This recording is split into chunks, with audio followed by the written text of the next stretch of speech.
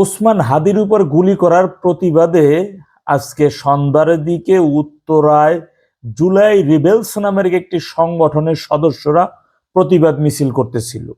মিছিল থেকে ফেরার পথে সন্ধ্যার পরে তাদের উপরে নারায়ে তাকবীর স্লোগান দিয়ে এলোপাতারি হামলা শুরু করে। কোপাইয়ে দুইটারে ফাতা ফাতা বানাই হাসপাতালে পাঠাই দিচ্ছে। ঘটনা একটু বিস্তারিত পড়ি।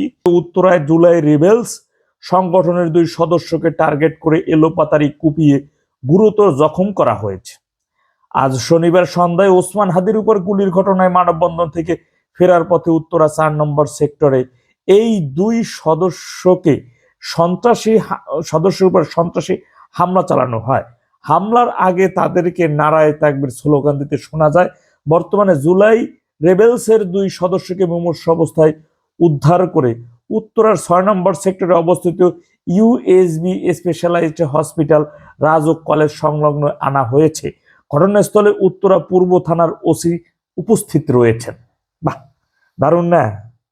একটা কথা সবসময় বলে রাখি আমি, বা এটা সবসময় চিরন্তন সত্য, যেই দেশের মধ্যে যেই দেশের বিরোধী, সেই দেশের স্বাধীনতা বিরোধী, সেই দেশ বিরোধী চক্র বা সদস্যরা থাকে বা থেকে যায় এবং তারা আবার ঐক্যবদ্ধভাবে রাজনীতি করতে চায়, ক্ষমতায় যেতে চায়, সেই দেশের ক্ষমতার চেয়ারে বসতে চায়, এই সকল লোক, এই স্বাধীনতা বিরোধী সংগঠন বা এই লোক, এরা কখনোই কোনো দলের জন্য, কোনো মানুষের জন্য, কোনো ব্যক্তির জন্য, ওই দেশের জন্য কখনো কল্যাণকর নয়।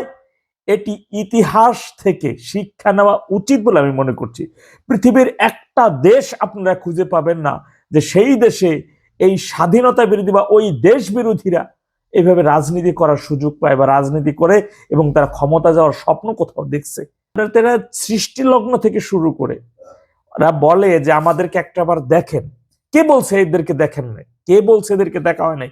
47 সালে এরা ছিল ভারতের পক্ষ, পাকিস্তানের বিপক্ষে। 71 সালে এরা ছিল পশ্চিম পাকিস্তানের পক্ষে, এই বাংলাদেশের বিপক্ষে। শুধু পশ্চিম পাকিস্তানি হানাদার বাহিনীদের পক্ষেই ছিল না, তাদের সহযোগী হইয়া এই দেশের 30 লক্ষ মানুষকে হত্যা করেছে। সেই 30 লক্ষ মানুষের রক্ত ওদের হাতে লেগে আছে। 2 লক্ষ মা বোনের ইজ্জত ওরা কেড়ে নিয়েছে।